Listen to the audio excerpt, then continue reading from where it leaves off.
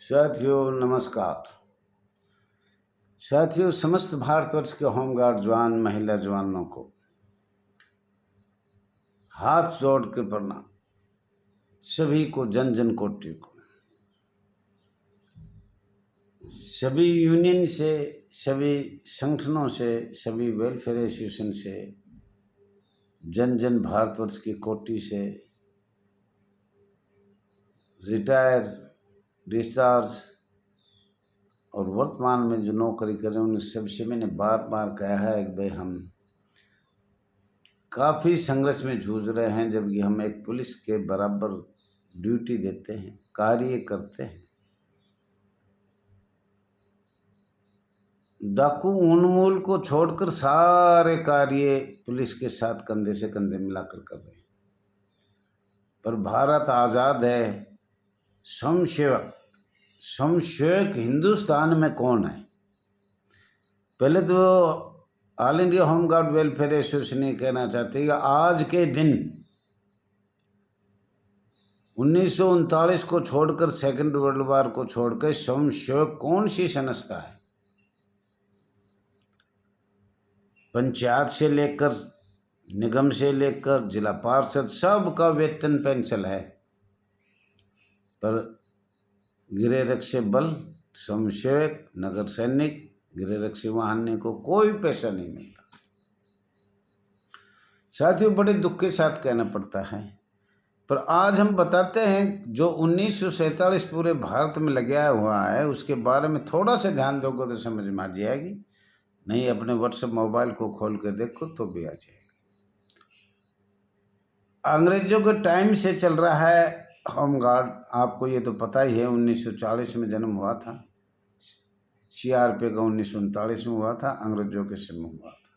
पता न कितनी बार होमगार्ड का, नगर सैनिक का, गृह रक्षक वाहिनी का जन्म हुआ है, कितनी बार।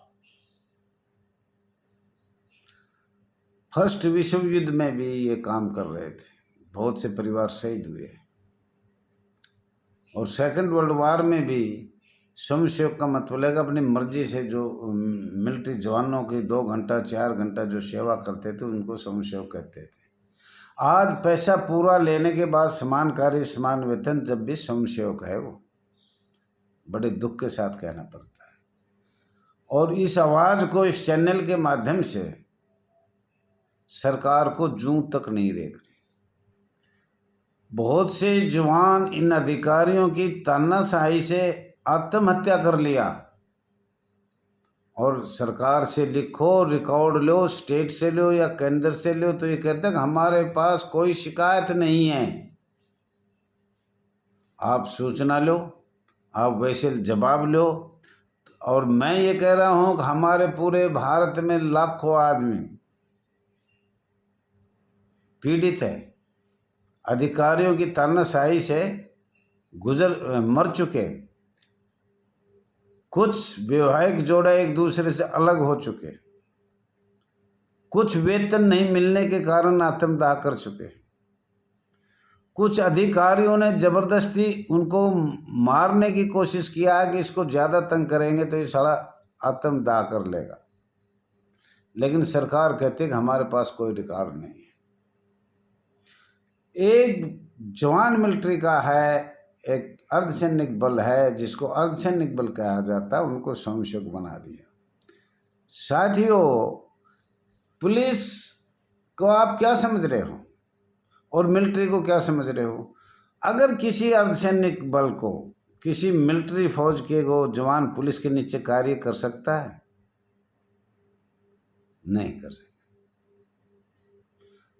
ये तो वो काम होगा हमारे देहात में कैसे ठाडे ने अड़ाई खंदाई।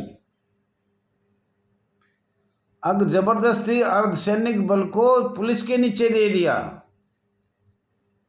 और पुलिस का कार्य अंग्रेजों की है पुलिस, वो 1861 आज तक भी है। अपने ही जवानों को, अपने ही हमारे जवानों को हमसे ही पिटवा रहा है, आज भी पिटवा रहा है। वो तो पहले की बात थी, पर आज भी पुलिस वाले हमें पीट रहे हैं, मार रहे हैं और कानून बदल रहे हैं। सरकार उनकी सुनती है, हमारी सुनती नहीं है। IPS अफसर, डीजीपी, आईएएस, वो अफसर सरकार चलाते हैं, उनको मोटे पैसे दिए जाते हैं। मोटे पैसे देने के बाद नीचे से कमाई, एक कमांडेंट का अगर आय से ज़्यादा देखा जाए कितना धन है उसके पास, आय कितनी है और धन कितना है। एक कमांडेंट का छोटा सा है कमांडेंट तो, और जो ऊपर तक देता है एसएसओ को, पुलिस मुख्यालय को, डीजीपी को, डीआईजी को, और फिर आगे गृह मंत्रालय भी इन्हीं का लिंक है। लड़ाई लड़े तो कितनी लड़े, किस तरीके से लड़े। अरे भाई, ऊपर भी इन्हीं की सरकार, नीचे भी इन्हीं की सरकार, करने वाले भी है ये। एक जिला कमांडेंट कह देगा उसी को गृह मंत्रालय मानिए, गृह मंत्रालय पूरा मानता है, क्योंकि मोटे पैसे जा रहे हैं। सीटीआई में क्या थोड़ी गबन है, करोड़ों अरबों की ग्रांट आती है, अरबों की। अगर उसको बंद कर दिया जाए तो खत्म, कहानी खत्म है। भूखे मरेंगे भूखे। जब उनको अरबों करोड़ मिलती है, जब हमारे पास 1 रुपया मिलता है स्वयंसेवक को, देखो एक स्वयंसेवक पे कितने अधिकारी लगाए गए हैं, और उसका नाम स्वयंसेवक है। परमानेंट बैठा रखे हैं। क्या वो चोर नहीं, डकैती नहीं, आतंकवादी नहीं, देश के जवान हैं। और एक एक जवान पे पूरे भारत में ये कानून लगा रखा है। नाम समझता वॉलंटियर स्वयंसेवक। क्या मतलब है वॉलंटियर का? वॉलंटियर किसको कहते हैं, स्वयंसेवक किसको कहते हैं, गृह रक्षक बल किसको कहते हैं, नगर सैनिक किसको कहते हैं, अर्धसैनिक बल किसको कहते हैं। आपको पता ना 36 नाम बना रखा है। गृह रक्षी वाहिनी कहाँ से बनी? केंद्रीय गृह मंत्रालय का, केंद्रीय सरकार का एक रूल है। अब इसके आधार पर अनुच्छेद 309 के आधार पर, क्रिमिनल 1872 के आधार पर, आईपीसी 1860 का 45 धारा 21 के आधार पर, कितनी बताऊं, कितने रात दिन बीत जाएगा पर, लेकिन इसका नहीं होगा। और साथियों, दूसरा, दिल्ली के एक गुर्जर लिख रहा है, दैया जी हम जब बहाल होंगे, जब हमारे कहने से, अपने खर्चे से आओ दिल्ली रुको। भैया मैं पहले ही बता दिया था 2019 में ही बूढ़ा होगा, उम्र देखी जाती है। मैं तो केंद्र में काम करता हूँ, गृह मंत्रालय तक जाता हूँ, साल में 1 या 2 मीटिंग करता हूँ। लेकिन दिल्ली से बार बार फ़ोन आ रहे हैं, दलालों के आ रहे हैं। कोई अफसर कह हमें वो नहीं बनाया, कोई कह रहा है मैं दिल्ली का राजा हूँ, कोई कह रहा है मैं बहाली नहीं करवाऊँगा, मुझे अध्यक्ष नहीं बनाया। तो तरह तरह की बात। यार दैया जी को क्या लेना देना है। एक बात बता दी, राष्ट्रीय अध्यक्ष बनो, प्रदेश अध्यक्ष बनो, महासचिव बनो, अब अपना बहुमत दिखाओ और बनो। दैया जी तो साइन करने वाला है। कहीं मीटिंग करो, टाइम दो, लिख के आए। लिखना पढ़ना तो आता नहीं, लिखित में भेजे कि समस्त भारतवर्ष की कर रहे हो, दिल्ली की कर रहे हो, कहाँ की मीटिंग करना, कुछ नहीं, खर्चा उर्चा कुछ नहीं करना। अपनी जेब से 10-20 हज़ार रुपये लगा कर जाओ और उसके घर बनाओ, तो दिल्ली की बहाली करूँगा, वरना मैं बहाली नहीं करवाऊँगा। भाई तुम्हें कोर्ट में किसके जाने की कहा था? CND ग्रुप में क्या था? और 22 साल से तू प्रधान बना रहा, जब तू क्या कर रहा था? आज जब सब टाइम खत्म होगा, 2 साल और ऐसे ही जाएगा, खत्म। 55 साल के सब हो जाएंगे, जो 1999-98 में 2001 में निकले थे, फिर लेना देना कुछ नहीं है। होना आज भी ना, ये पर दैया जी को बदनाम करना है, दैया जी को बदनाम करना है। तो साथियों, हमने आपको बताया था 1946 के बारे में। आज हम बता रहे हैं औद्योगिक विवाद अधिनियम 1947। 1947 का अधिनियम संख्या 14(2), दिनांक 11 मार्च 1947। ध्यान से सुनना, तारीख याद रखना, 11 मार्च 1947।